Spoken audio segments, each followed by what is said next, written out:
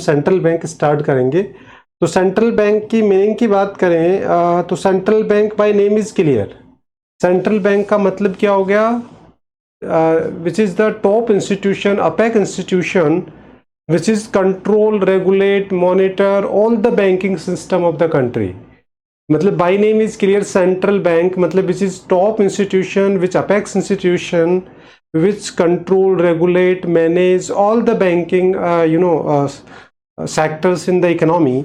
वैसे देखिए हर कंट्री में एक सेंट्रल बैंक होता है, जैसे हमारे इंडिया में कौन है? RBI.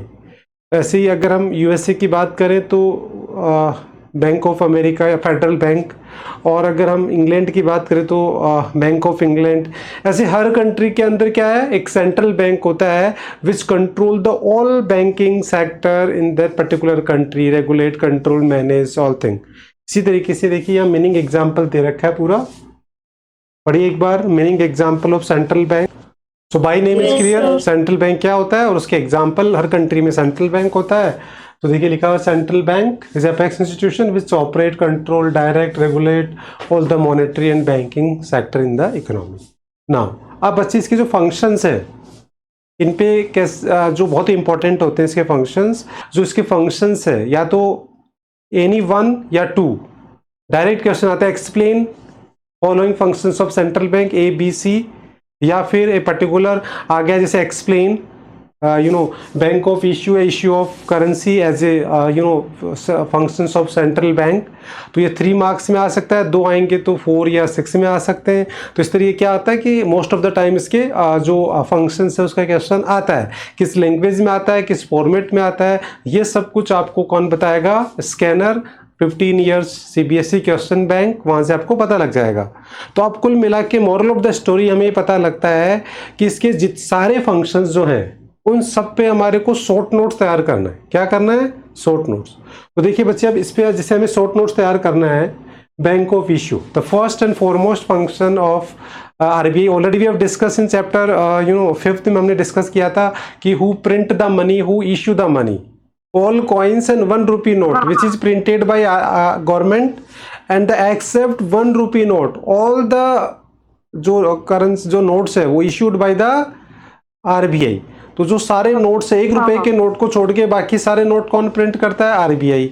1 rupee note and all the coins print and issues by the government. तो हम कह सकते हैं कि दोनों ही प्रिंट करते हैं, बट ये भी पता होना चाहिए कौन क्या प्रिंट करता है।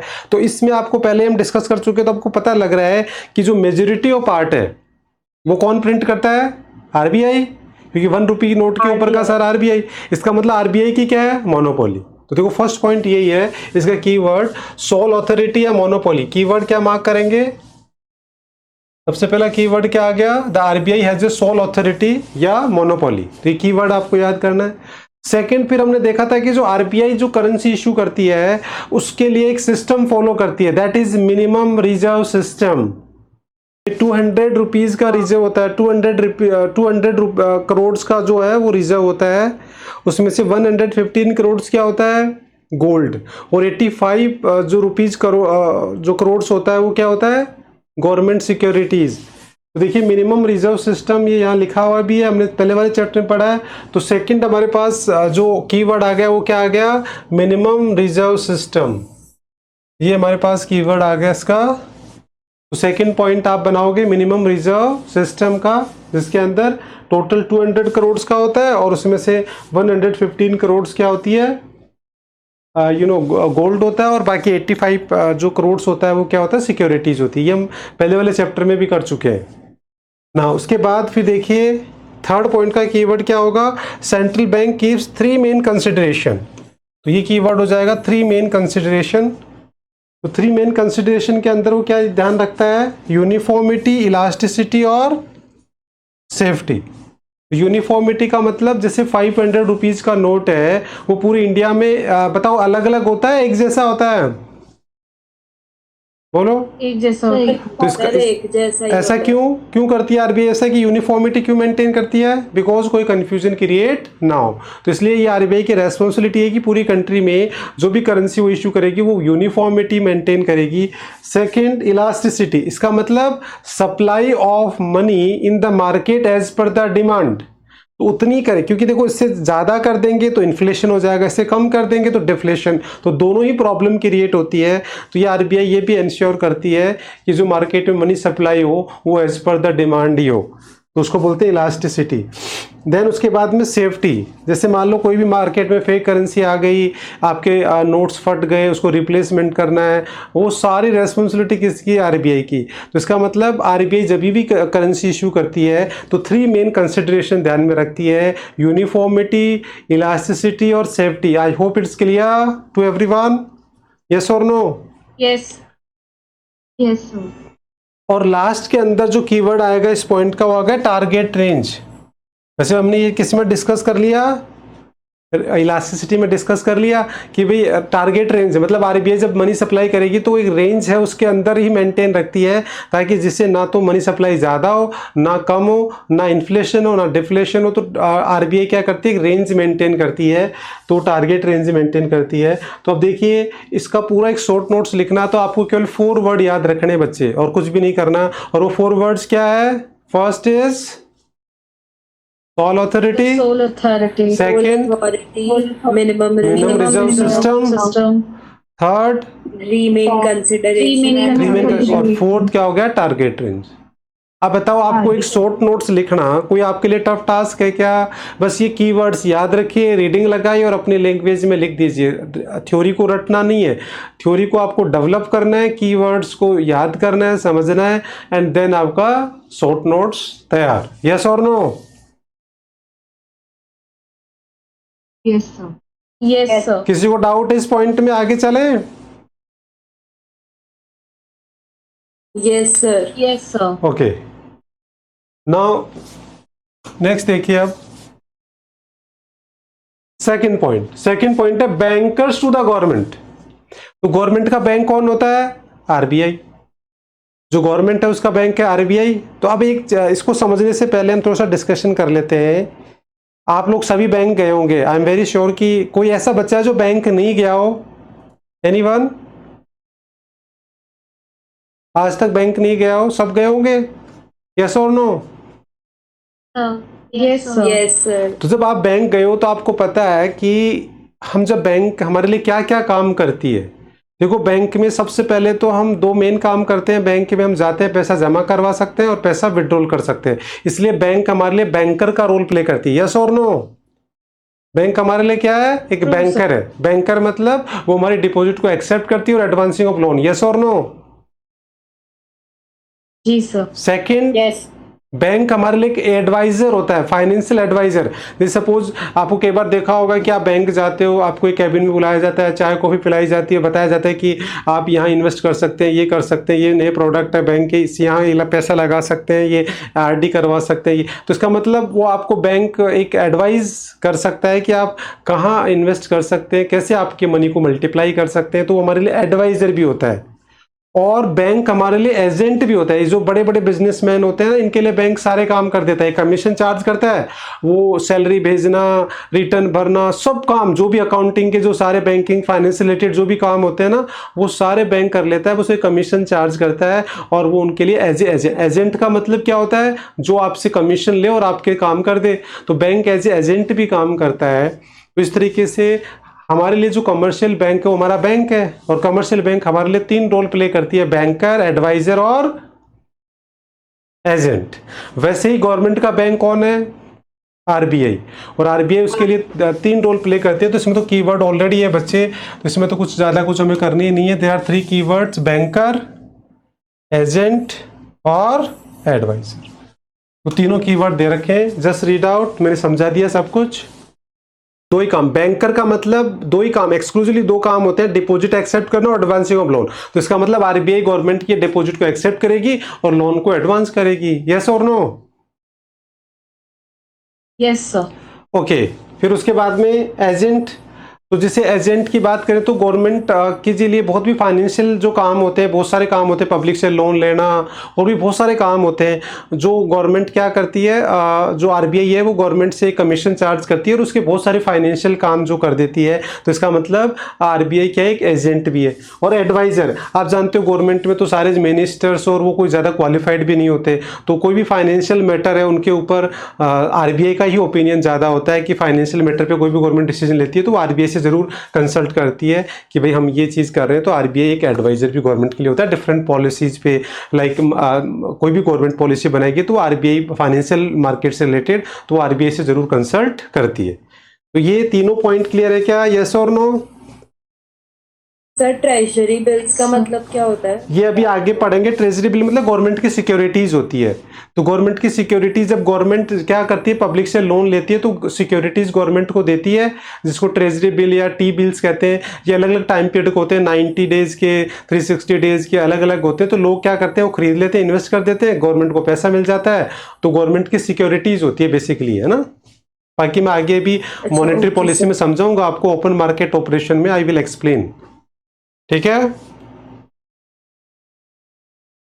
और Yes, sir. इसमें कोई डाउट है बच्चे? बस 3 कीवर्ड्स याद रखने और आप आराम से लिख दो, बैंकर्स द गवर्नमेंट, यस और नो, बोलिए। जी सर। यस। ओके ना, उसके बाद आ जाओ बच्चे थर्ड, द बैंकर्स बैंक। ये बैंकों का भी बैंक है। डेफिनेशन में हमने देखा सेंट्रल बैंक बाय नेम कि सेंट्रल बैंक है, मतलब सब बैंकों का बैंक होता है ये। तो बताओ बैंकर्स बैंक आप जानते हो 2 ही काम करेगा। बैंकों का बैंक बैंकों के लिए 2 काम करेगा, डिपॉजिट एक्सेप्ट करेगा और एडवांसिंग ऑफ लोन करेगा। तो ये 2 पॉइंट होंगे। तो बेसिकली 2 पॉइंट तो यहाँ दे रखे हैं। अब जो आपको पता है, देखो हमने पहले भी थोड़ा डिस्कस किया था, अब आगे भी हम डिस्कस करेंगे कि सारी बैंकों का अकाउंट किसके पास होता है, आरबीआई के पास, और उसमें वो सीआरआर रखता है। जैसे अभी मैंने आपको क्रेडिट क्रिएशन समझाया था, तो मैंने बताया था आपको कि जो कमर्शियल बैंक के पास जो भी डिपॉजिट आती है वो आरबीआई के पास रखनी पड़ती है इन द फॉर्म ऑफ एक certain percentage in the form of CRR. तो इसका मतलब हम कह सकते हैं कि आरबीआई के पास सारी बैंकों का अकाउंट होता है, यस और नो? Yes sir. और वो डिपॉजिट रख रही है Yes, किसके sir. फॉर्मेट में, सीआरआर के फॉर्मेट में वो डिपॉजिट। तो इसका मतलब आरबीआई क्या कर रहा है, कमर्शियल बैंक के डिपॉजिट को एक्सेप्ट करता है। फिर उसके बदले में वो क्या करता है, जब भी कमर्शियल बैंक को कोई पैसे की जरूरत पड़ती है तो उसके अगेंस्ट वो क्या कर देता है, लोन दे देता है। तो देखिए मेन तो ये 2 फंक्शन इसमें यही है कि commercial bank keep part of their cash balance as a deposit with the central bank, ठीक है। Is is known as a cash reserve, जो हम पहले डिस्कस कर चुके हैं, आगे अभी और डिस्कस करेंगे। एंड इसीलिए इसको बोलते हैं कस्टडियन ऑफ रिजर्व्स। तो एक तरीके से हम कह सकते हैं कि आरबीआई क्या है, कस्टडियन, मतलब टेक केयर करती है किसका, रिजर्व्स का। और वो सीआरआर क्या होता है हम पहले भी डिस्कस कर चुके हैं, आगे और डिस्कस करेंगे। तो इसका मतलब इस पॉइंट से मतलब क्या हो गया कि RBI accept the deposit of commercial bank, ये पॉइंट ये बता रहा है। Second point, central bank use this reserves to give the loans. तो ये क्लियर हो गया कि वो उसके अगेंस्ट में क्या करता है, लोन भी देता है। तो इसका मतलब बैंकर्स बैंक तो मेनली 2 ही काम करेगा, डिपॉजिट एक्सेप्ट करेगा और उस लोन देगा। तो ये दोनों पॉइंट आपको देख लीजिए, क्लियर है।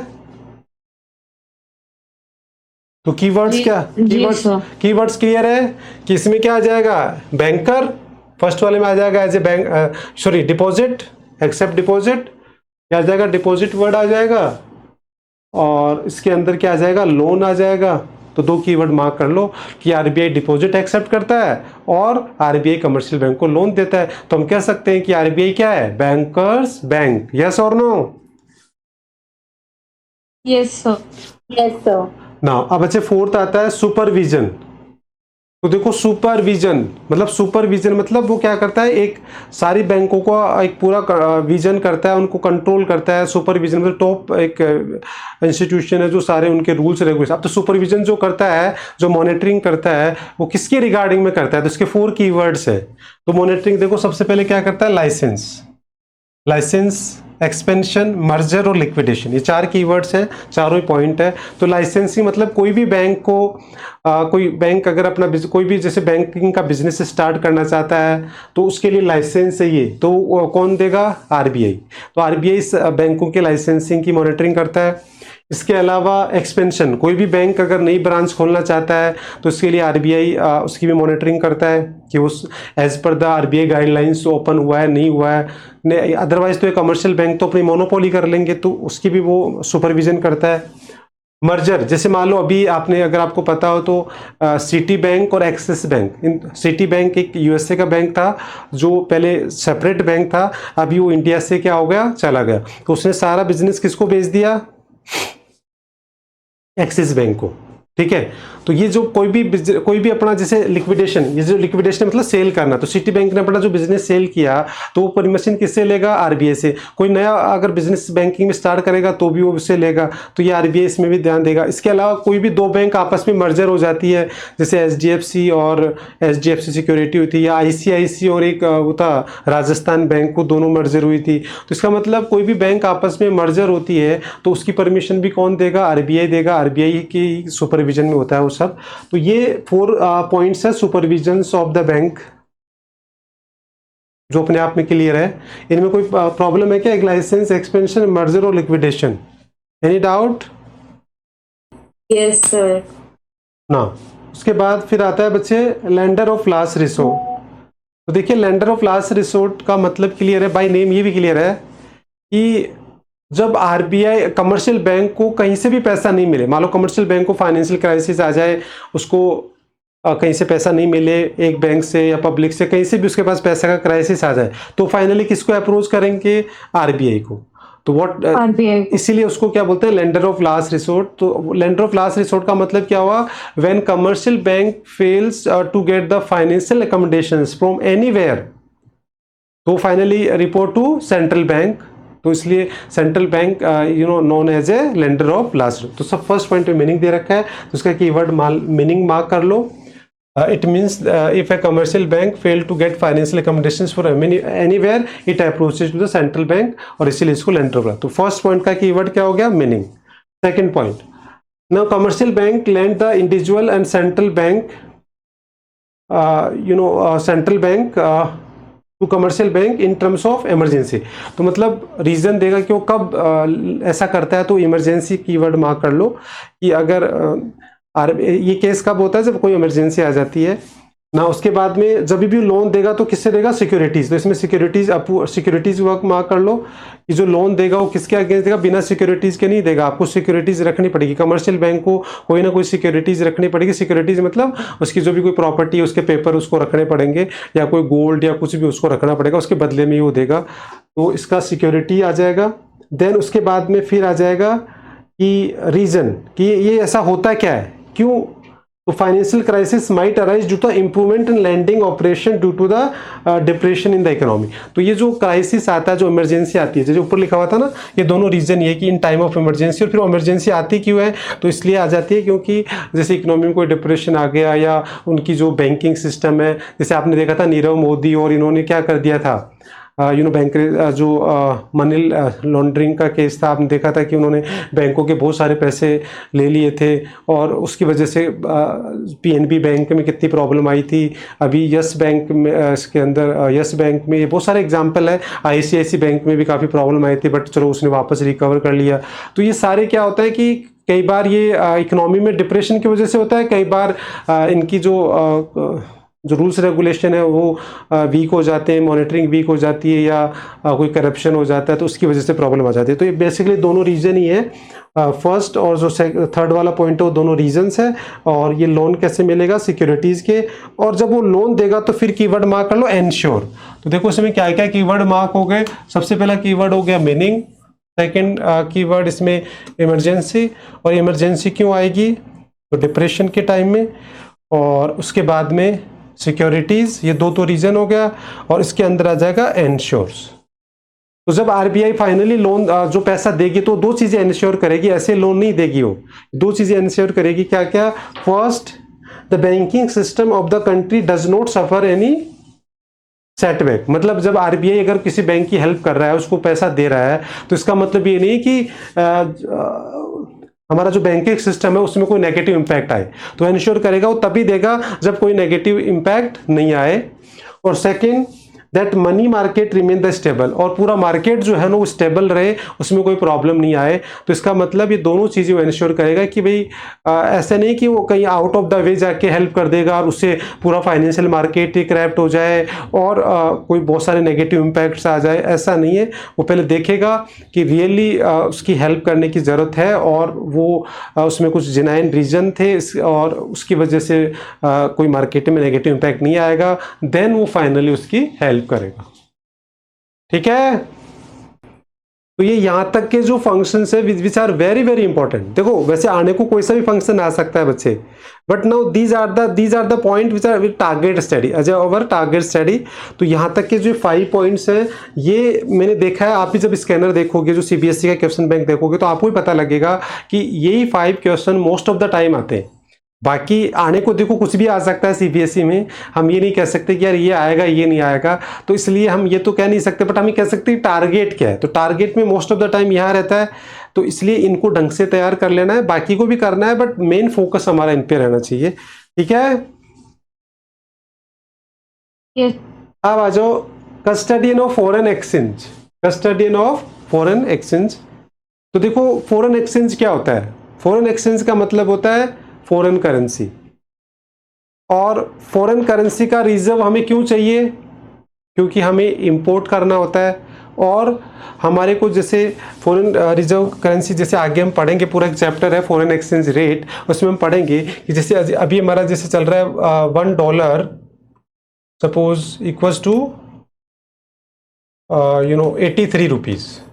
83. Yes, sir. मान लो हम एक रफली ले लें, तो ये चल रहा है, ये रेट चल रही है, इसको बोलते हैं फॉरेन एक्सचेंज रेट। क्या बोलते हैं इसको? Foreign exchange rate. तो ये जो फॉरेन एक्सचेंज रेट चल रही है, अब इस रेट को मान लो आरबीआई को क्या करना है, आगे इस रेट को ऐसे करना, 1 सपोज डॉलर इक्वल्स टू, इसको अप्रिशिएट करना है, मान लो 50 रुपीज़ करना है। तो ऐसा करने के लिए फिर आरबीआई को क्या करना पड़ेगा, इसके लिए फिर ये चाहिए होता है फॉरेन करेंसी का रिजर्व्स।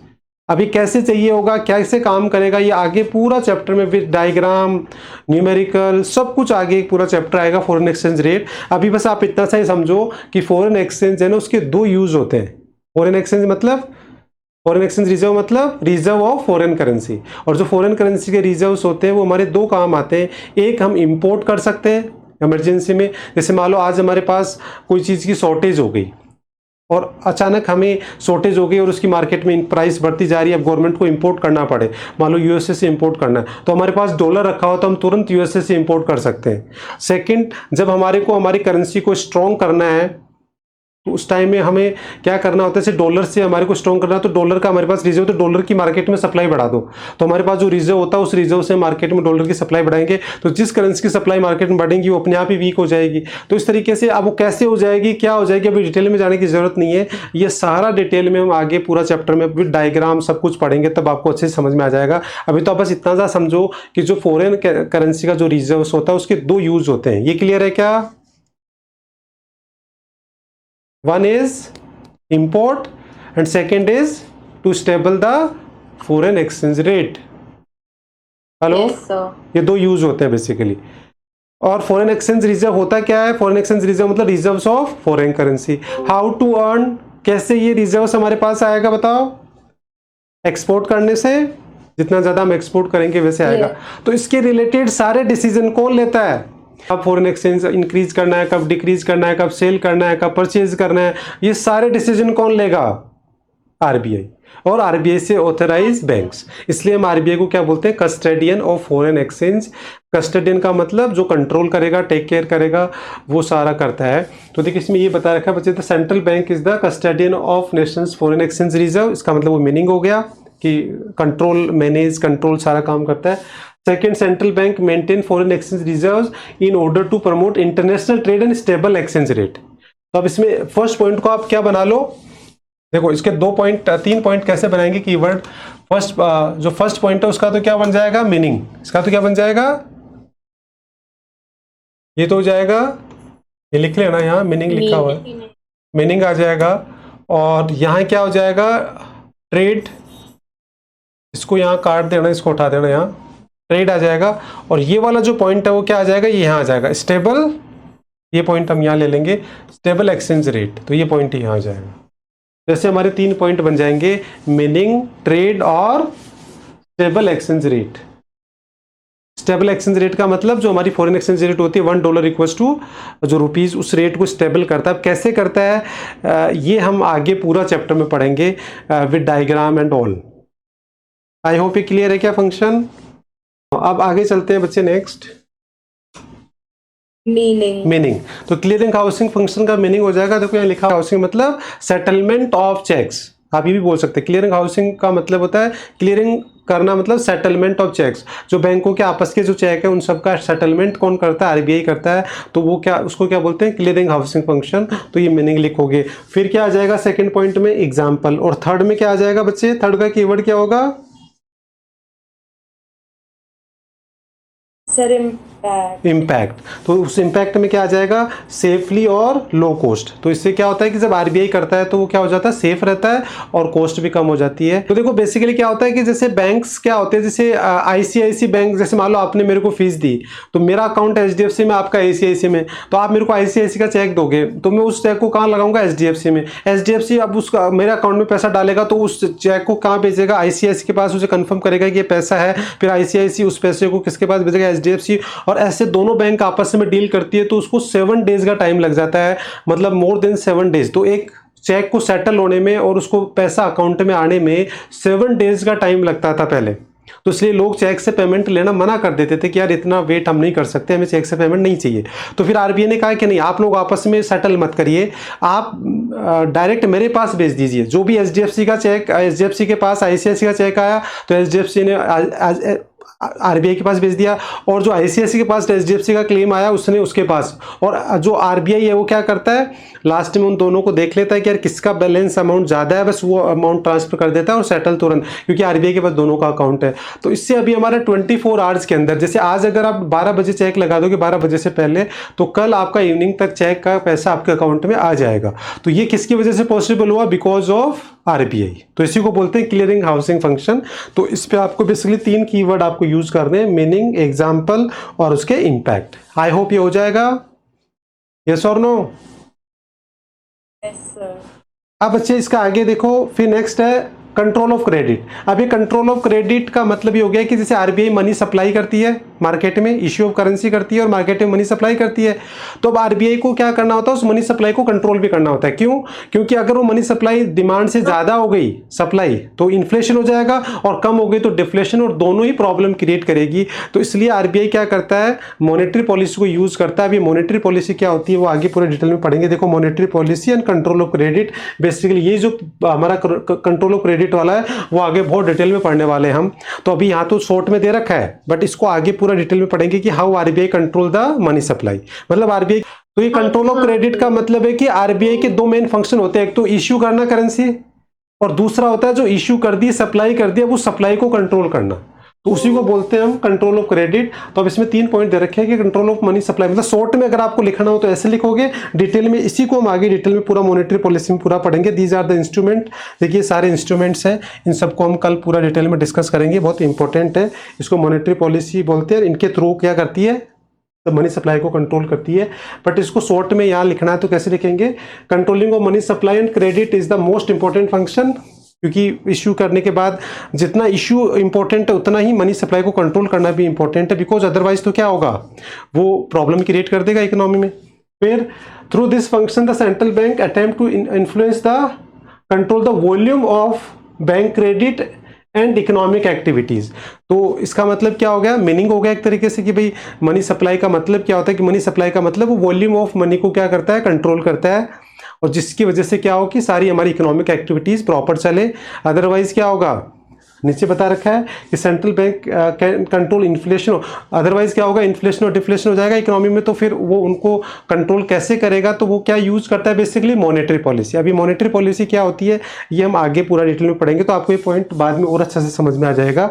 इसके अलावा ये कलेक्शन ऑफ स्टैटिस्टिक्स, जैसे आज आपको कोई भी मनी मार्केट से रिलेटेड, बैंकिंग सेक्टर से रिलेटेड और इंडियन इकोनॉमी से रिलेटेड कोई भी डेटा चाहिए, तो आज ही चाहे आप जो आरबीआई की साइट पे जाना, आप उसकी साइट पे देखो देखोगे तो आपको बहुत सारा डेटा आरबीआई क्या करती है, कलेक्ट करती है, उसको क्वार्टरली क्या करती है, पब्लिश भी करती है। आरबीआई की एक मैगजीन आती है जो क्वार्टरली आती है 3 मंथ्स में। तो आरबीआई का काम ये भी है कि डेटा कलेक्ट करना, उसको पब्लिश करना। और उस जो आरबीआई का जो गैजेट जो मैगजीन आती है वो उसके बिहा पे फिर लोग क्या करते हैं, अपना इन्वेस्टमेंट करते हैं, क्योंकि आरबीआई बताता है कौन सा सेक्टर, कौन सा जो फाइनेंशियल इंस्ट्रूमेंट है वो अच्छा करेगा, क्या करेगा, उसका सारा डेटा वो पब्लिश करता है। तो उसके बिहा पे लोग फिर अपना इन्वेस्टमेंट डिसीजन, तो एक कलेक्शन ऑफ डेटा स्टैटिस्टिक्स का काम भी आरबीआई करती है। तो आई होप ये हमारा आज का एक टॉपिक हमने पूरा अच्छा, बहुत इंपॉर्टेंट टॉपिक कर लिया, that is functions of central bank.